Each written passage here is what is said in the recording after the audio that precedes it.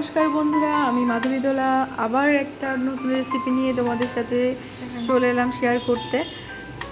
দেখতেই পাচ্ছ পাবদা মাছ আর মিষ্টি কুমড়ো। তো পাবদা মাছ আর মিষ্টি কুমড়ো মিলে একটা পাতলা ঝোল করব।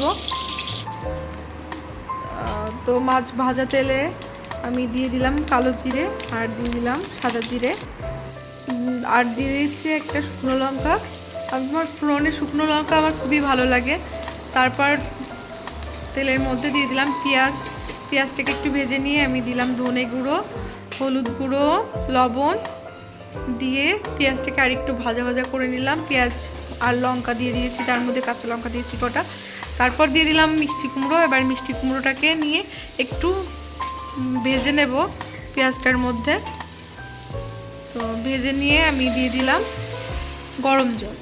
তো আমার সবসময় ফ্লাক্সে গরম জল থাকে, কারণ আমার বাচ্চা ছোট, ওর জন্য আমার জল গরম রাখতেই হয়। তো হাতের কাছে যখন রান্না করি তখন জল গরমটা ছিল, তো দিয়ে ইউজ করলাম। তো এতে নাকি রান্নাটা ভালো হয়, টেস্টটা নাকি ভালো বজিয়ে থাকে শুনেছি আর কি। তারপর ঝোলটা ফুটে উঠলে আমি দিয়ে দিলাম ভেজে রাখা পাবদা মাছগুলো। তো এইভাবে নতুন নতুন রেসিপি আমার মানে ট্রাই করতে ভালোই লাগে। এগুলো সব আমার এক্সপেরিমেন্ট। তো এক্সপেরিমেন্টের কিছু কিছু ক্ষেত্রে ভালো হয়ে যায়, আবার কিছু কিছু ক্ষেত্রে খারাপ হয়ে যায়। তবে এই রান্নাটা সত্যিই ভালো হয়েছিল। মানে নিজের রান্নার কথাই নিজেই বলছি।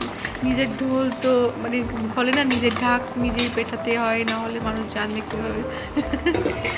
তো বন্ধুরা, তারপরে মনে হলো একটু টমেটো দিয়ে দিই। তো টমেটোর কথা প্রথমে মনে ছিল না, তাই পরে দিলাম।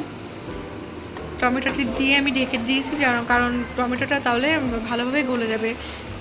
ঝোলটা কমে এসছে। আমি এই পর্যায়ে নামিয়ে গরম গরম ভাতের সাথে সার্ভ করে নিয়েছিলাম। তো খুবই ভালো লেগেছিলো। তাহলে টাটা, বাই বাই। কাল আবার আসছি নতুন কোনো রেসিপি নিয়ে।